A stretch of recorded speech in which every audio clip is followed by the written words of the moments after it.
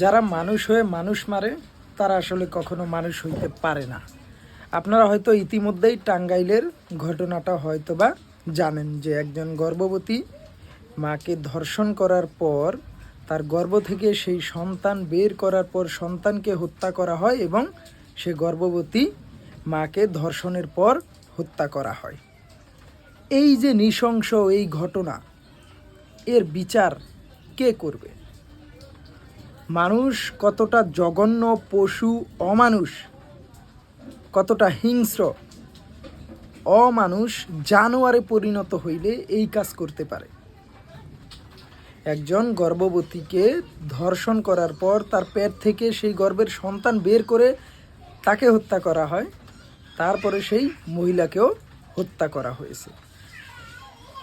ইতিমধ্যে হয়তোবা আপনারা এটা অনেকে দেখেছেন মিডিয়াতে। ঘটনাটা ঘটে টাঙ্গাইলের। এখনও কারা বা কে এই ঘটনা ঘটিয়েছে এখন পর্যন্ত পুলিশ প্রশাসন এটা বের করতে পারেনি বা তারা দোষীকে গ্রেপ্তারও করতে পারেনি। কিন্তু একটাবার ভেবে দেখেন, একজন গর্ভবতী মাকে ধর্ষণ করার পর তার পেট থেকে সেই বাচ্চাও বের করে তাকে হত্যা করা হয় এবং তাকেও হত্যা করা হয়। আমরা শুনেছি বা পড়েছি যে জাহেলিয়াতের যুগ, যে যুগে অন্যায়, পাপ কাজ এগুলো অবলীলায় হতো।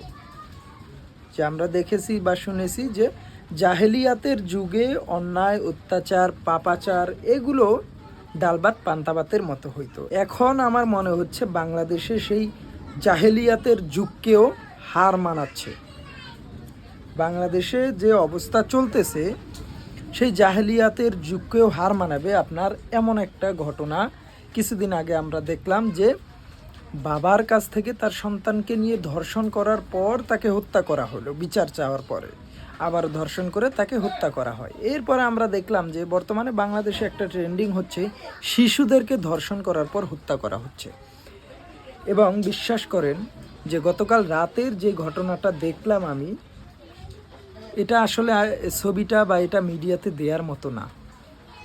অর্ধ উলঙ্গ অবস্থায় সেই গর্ভধারিণী মাকে দেখানো হয়েছে, তো যেই কারণে আমি এটা দেখাচ্ছি না। অর্ধ উলঙ্গ অবস্থায় তাকে মেরে হত্যা করে ফেলে চলে গেছে হত্যাকারীরা, জানোয়াররা, পিচাসরা। তো গর্ভবতী একজন মাকে ধর্ষণ করার পর তার পেট থেকে বাচ্চা বের করে তাকে হত্যা করা হলো এবং তারপর তাকে হত্যা করা হলো। এর বিচার স্বয়ং আল্লাহ না করলে এর বিচার আর কে করবে? এবং এদের উপর এবং বাংলাদেশে গজব নাজিল হইতে খুব বেশি দিন আর নাই, খুব দ্রুত গজব নাজিল হবে।